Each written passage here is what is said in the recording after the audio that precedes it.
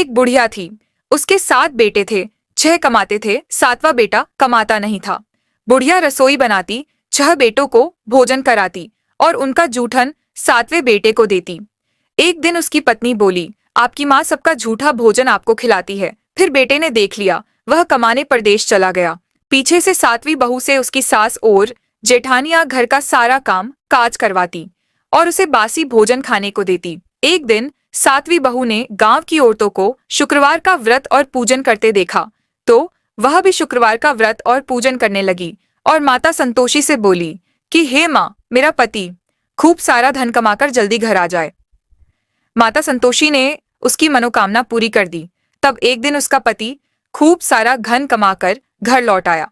तब बहू ने शुक्रवार व्रत का उद्यापन करने के लिए जेठानी के बच्चों को खाना खाने बुलाया, तो जेठानियों ने अपने बाच्चों से कहा कि तुम चाची से खटाई खाने को मांगना ताकि उसका व्रत टूट जाए। बच्चों ने कहा कि चाची, हमें खीर अच्छी नहीं लगती, हमें अचार खाने को दो। तो बहू बोली कि बच्चों आज खटाई नहीं खाते। तो बच्चों ने पैसे मांगे। चाची से पैसे लेकर बच्चों ने खटाई खा ली, जिससे व्रत टूट गया और माता नाराज हो गई। उस दोष से राजा ने बहू के पति को टैक्स न देने से महल में बुलाया। तो जेठानियां ताने देने लगी, तो बहू ने माता से विनती करी कि हे माता, एक तरफ सुख देकर दूहा क्यों दे दिया।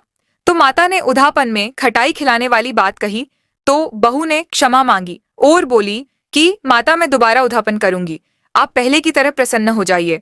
दोबारा बहू ने उधापन किया, तो जेठानी के बच्चों ने वापस खटाई मांगी, तो बहू ने उन्हें न तो खटाई खाने को दी और न ही पैसे दिए। तो बच्चे बिना कुछ खाए ही चले गए।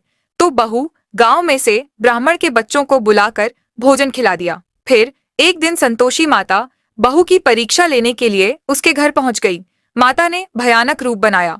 गुड़ चने से स्ना मुख, ऊपर सूंड के समान होठ, उस पर मक्खियां भिन भिन कर रही थीं। उसे देख सास चिल्लाई, देखो रे, कोई चुड़ैल डाकन घर में आ रही है, उसको भगाओ। बहू ने देखा तो वो माता को पहचान गई। वह बच्चे को दूध पिलाना बंद कर माता के स्वागत के लिए भागी और बोली कि सासू माँ, ये तो मेरी संतोषी माता हैं।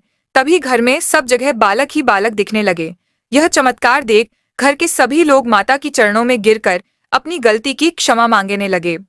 हैं संतोषी माता, जैसे आप बहू से खुश हुई, उसके सभी मनोरथ पूरे किए, वैसे हम सबके भी करना बोलिए। संतोषी माता का जय।